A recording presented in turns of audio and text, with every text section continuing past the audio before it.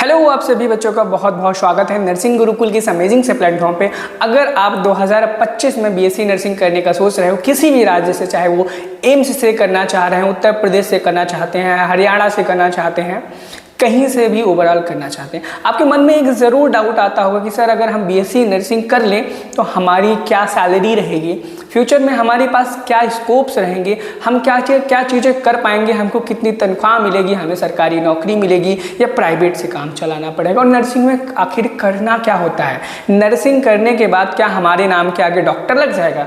ऐसे डाउट्स अगर आपके मन में भी है तो आप एकदम बिल्कुल सही वीडियो पे आए हो, और चैनल पे नए हो तो चैनल को सब्सक्राइब करके ज़रूर जाना, क्योंकि इतनी अमेजिंग जानकारी देने वाला हूँ आपको अभी तक नहीं मिली हुई। देखो, सबसे पहला बच्चों का डाउट ये रहता है कि सर क्या हम नर्सिंग के बाद अपने नाम के आगे डॉक्टर लगा सकते हैं। तो मैं इस चीज़ को क्लियर कर दूं कि आप नर्सिंग करने के बाद अपने नाम के आगे डॉक्टर बिल्कुल भी नहीं लगा सकते। बहुत सारे लोग बोलेंगे कि हम पीएचडी करके डॉक्टर लगा सकते हैं, तो बिल्कुल आप पीएचडी करके डॉक्टर नहीं, वो डॉक्टरेट वाला डॉक्टर होता है, तो आप वो वाला डॉक्टर बनोगे। ठीक है, उसमें आप मेडिसिन प्रिस्क्राइब नहीं कर सकते हो, किसी भी पेशेंट को आप अपना खुद का क्लिनिक ओपन नहीं कर सकते हो। और दूसरा बच्चों का डाउट रहता है कि सर ठीक है, चलो ये चीज़ क्लियर हो गई कि हम अपने नाम के आगे डॉक्टर नहीं लगा सकते, लेकिन अगर हम बीएससी नर्सिंग करते हैं तो हमें क्या काम करने होंगे और कौन कौन बीएससी नर्सिंग कर सकता है। और सबसे मोस्ट इंपॉर्टेंट डाउट यही है कि डॉक्टर नाम लगा सकते हैं कि नहीं। उसका दूसरा ऑप्शन बच्चों का सबसे मोस्ट फेवरेट डाउट यही रहता है, सर मैं लड़का हूं, क्या मैं बीएससी नर्सिंग कर सकता हूं, मैं लड़की हूं, क्या मैं बीएससी नर्सिंग कर सकती हूँ।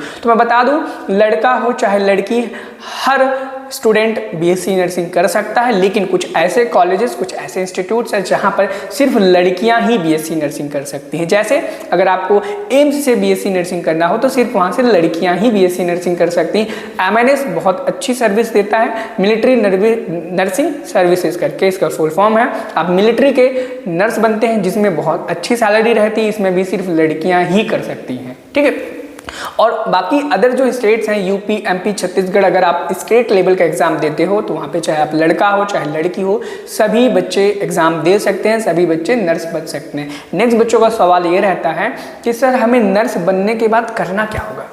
तो देखो बच्चों, सीधी सी बात है, नर्स का मतलब होता है देखभाल करना, टेक केयर करना। जब आप एक नर्स बन जाओगे आपको पूरी प्रॉपर रहेगी कि पेशेंट की देखभाल कैसे करते हैं, उसे सुबह चाहे उठाना हो, चाहे उसे मेडिसिन प्रिस्क्राइब करनी हो, डॉक्टर ने बताया इसको कब लेना है, कब खाना है, कोई भी दिक्कत हो, कोई भी परेशानी हो पेशेंट को, वो सारी चीज़ें टेक केयर आपको ही करनी पड़ती है। डॉक्टर के अंडर आपको काम करना होता है, हो सकता है वो एमबीबीएस डॉक्टर हो सकता है वो एमडी या एमएस डॉक्टर भी हो। ठीक है, उसके आपको अंडर काम करना पड़ेगा। और अगर हम बात करें कि हमें सैलरी कितनी मिलेगी अगर हम गवर्नमेंट जॉब करते हैं या फिर अगर हम प्राइवेट जॉब करते हैं, और हमारा स्कोप क्या रहेगा फ्यूचर में, अगर हम कोई अदर जॉब करना चाहें या फिर फर्दर पढ़ाई करना चाहें बीएससी के बाद, मैं आपको बता दूं, अगर आप जस्ट बीएससी क्वालिफाई करते हो तो फिर आपको दो तरीके की सैलरी मिलती है। दो तरीके की सैलरी मतलब अगर आप एम्स से या फिर एमएनएस से बीएससी नर्सिंग करते हो, ये सिर्फ लड़कियों के लिए है, तो एम्स में बहुत अच्छी सैलरी मिलती है, लगभग आपको 50 से 60 हज़ार के आसपास स्टार्टिंग सैलरी मिलने लगती है। लेकिन वहीं पर एमएनएस की बात करें तो एमएनएस की जो सैलरी है 1 लाख से 1.5 लाख रहती है पर मंथ लड़कियों की। लड़के एमएनएस नहीं कर सकते हैं, बहुत ही दुख की बात है। ठीक है, वैसे बहुत नाइंसाफ़ी है लड़कों के साथ कि एमएनएस में वो लड़के नहीं लेते हैं। ठीक है, और हम नॉर्मल अगर बात करें कि आप अगर किसी भी स्टेट लेवल का एग्जाम दिए हैं, चाहे आपका यूपीसी नेट हो, आरयूएचएस का एग्जाम हो, एमपीपीएनएसटी हो, ठीक है, बीसीईसी हो, तो आपको स्टार्टिंग सैलरी 15,000 से लेकर के 20,000 के आसपास आपकी सैलरी रहेगी बीएससी नर्सिंग करने के बाद।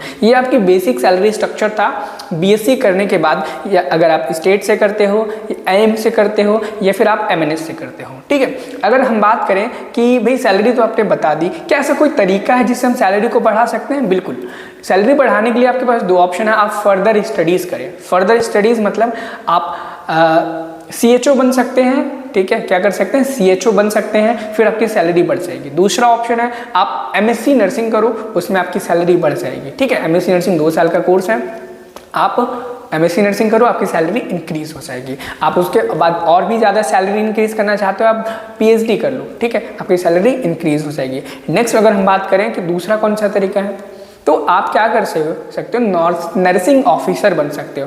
हर स्टेट में नर्सिंग ऑफिसर की वैकेंसीज आती हैं, एम्स में भी वैकेंसीज आती हैं नर्सिंग ऑफिसर की। नर्सिंग ऑफिसर बनने के लिए आपकी जो क्वालिफिकेशन होनी चाहिए वो मिनिमम बीएससी नर्सिंग होनी चाहिए, या फिर अगर आपने जीएनएम किया है तो जीएनएम के साथ साथ आपका पोस्ट बेसिक नर्सिंग होना चाहिए। उसके बाद आप नॉर्सेट नाम का एग्जाम दोगे, उस नॉर्सेट एग्जाम में जब आप क्लियर कर लोगे तब आप एक नर्सिंग ऑफिसर बन जाओगे और आपकी सैलरी इंक्रीज हो जाएगी 15-20 हज़ार से। जो स्टार्टिंग हुई थी आपकी वो 15-20 हज़ार ना होकर के मिनिमम 50 से 60 हज़ार के बीच में स्टार्टिंग हो जाएगी। वहाँ से आप एक नर्सिंग ऑफिसर के रूप में अपनी जर्नी को आगे बढ़ा सकते हैं। नेक्स्ट अगर हम बात करें कि भाई चलो ठीक है, जॉब के अलावा हम क्या क्या कर सकते हैं। जॉब के अलावा भाई आप टीचिंग में जा सकते हो। लाइक अगर आपने एमएससी नर्सिंग कर लिया है तो आप बीएससी नर्सिंग एएनएम जीएनएम वाले स्टूडेंट्स को पढ़ा सकते हो एज असिस्टेंट प्रोफेसर, या फिर असिस्टेंट टीचर तो नहीं बनोगे, असिस्टेंट प्रोफेसर ही माने जाओगे, आप पढ़ा सकते हो।